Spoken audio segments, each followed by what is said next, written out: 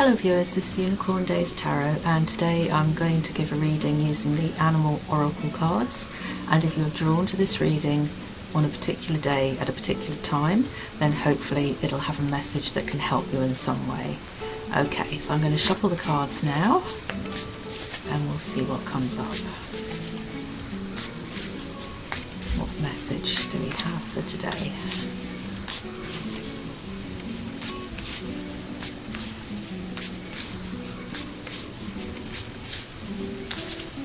Okay, and the card that we have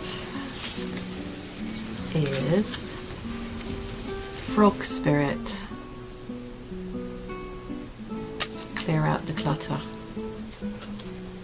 The first thing I'm drawn to is the number 28, and I think it's come up in a reading before and it seems to be quite significant. So those of you who are into numerology, I guess the 28 has meaning, and I get 2 and 8 and also 10, which speaks of completion, and I feel that that leads me to the words on the card, clear out the clutter, because something in your life has come to an end and it is time to clear out the clutter, mentally or physically,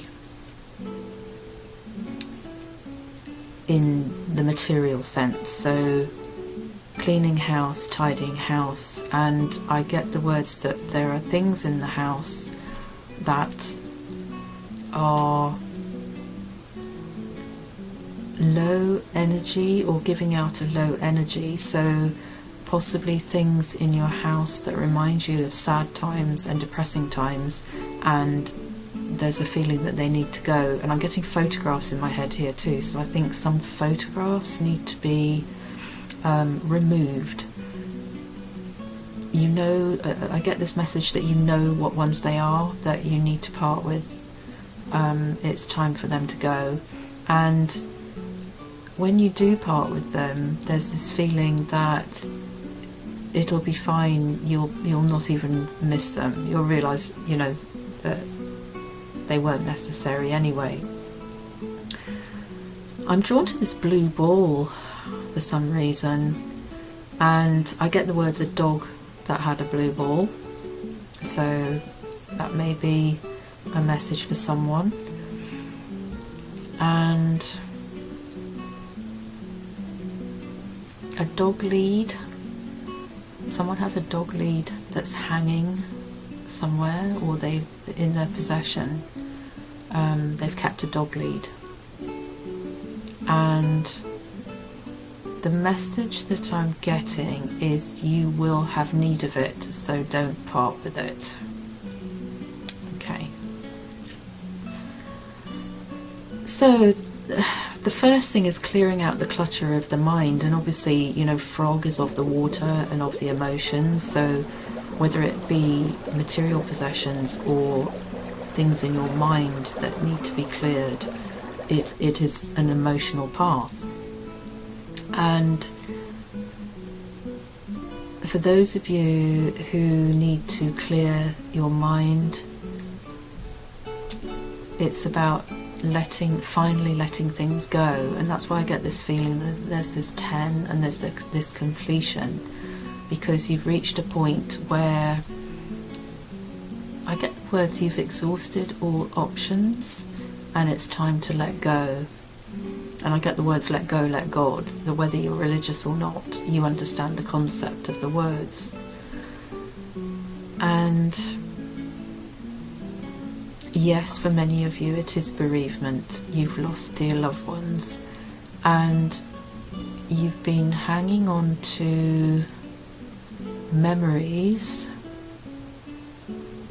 that have got you in a holding pattern, is what I'm getting in my head. So it's almost like, you know, if you're up in an aeroplane and you're in a holding pattern and you're circling round and round and round waiting to land, and you're in this holding pattern waiting to land, and when you land you are coming back down to earth and starting to live again are the words that I'm getting here. And I get the loss of a man simply in my head, the loss of a man, a dear man, but also a difficult man. Okay, so clearing out possessions and things, it's time. There are a few things that you'll wish to keep, and this isn't just through bereavement, this is your own possessions as well. Going off on a slightly different tangent, I think that some of you are moving home, downsizing I get in my head, and there are things that you must part with and you're finding it difficult to decide, and you know what you need to part with and you will part with it. And some of you are hoarders and you tend to hoard things, and you know the message is that those of you who tend to hoard tend to be afraid that you won't be able to replace what you're hoarding. So it's kind of a Four of Pentacles feeling where you're hanging on to things because you think you won't be able to get them again. So it's kind of a mentality. But then again, I know from, you know, the older generation and my generation, we were taught to recycle things, to keep things, not to throw things out, to reuse. But don't overdo it. You know, it's okay to keep things that you can use again, but not to stockpile things and then have them filling your cupboards and just taking up space. So have a clear out. You'll feel much better. Your space will be tidy. Your space will be tidy. They're reminding me to do the same for myself.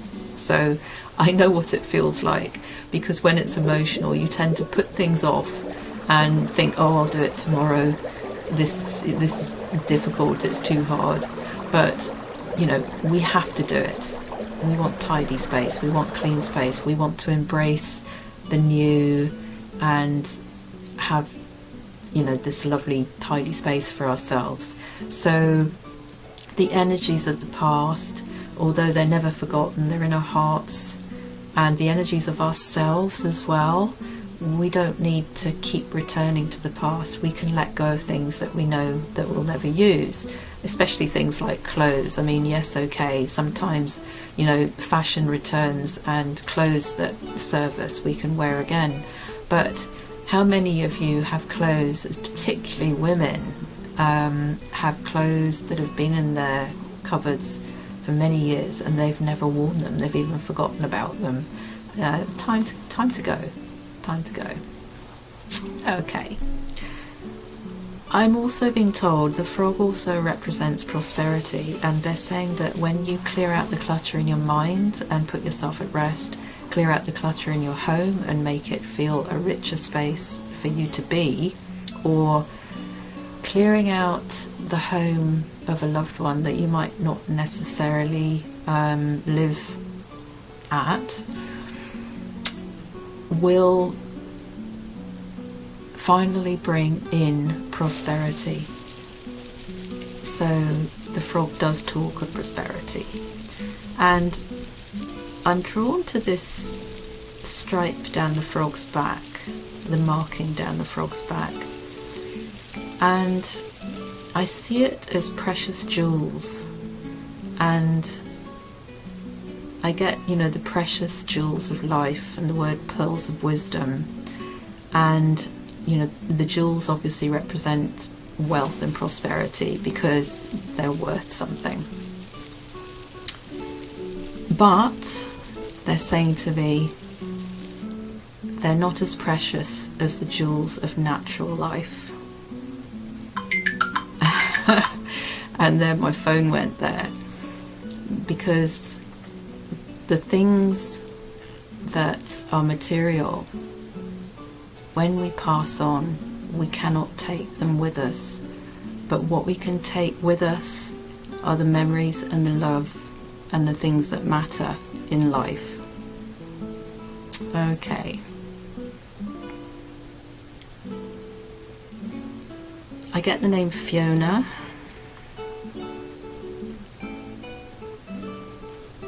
And Fergal,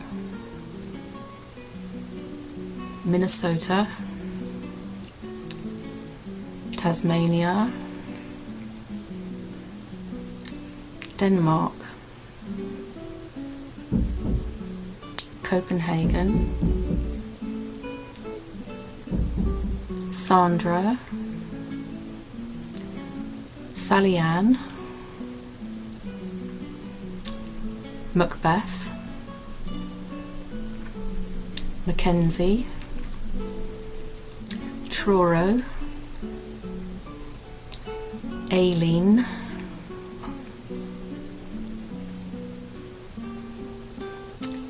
Andy,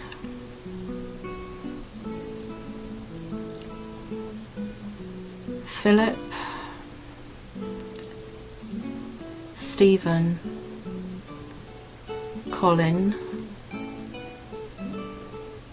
Tamsin, Rona,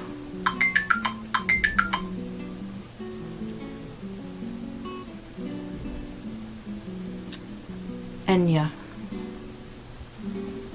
Okay, that's all I've got from these cards, or this card, and I hope that it's helped you in some way. Take care. Goodbye.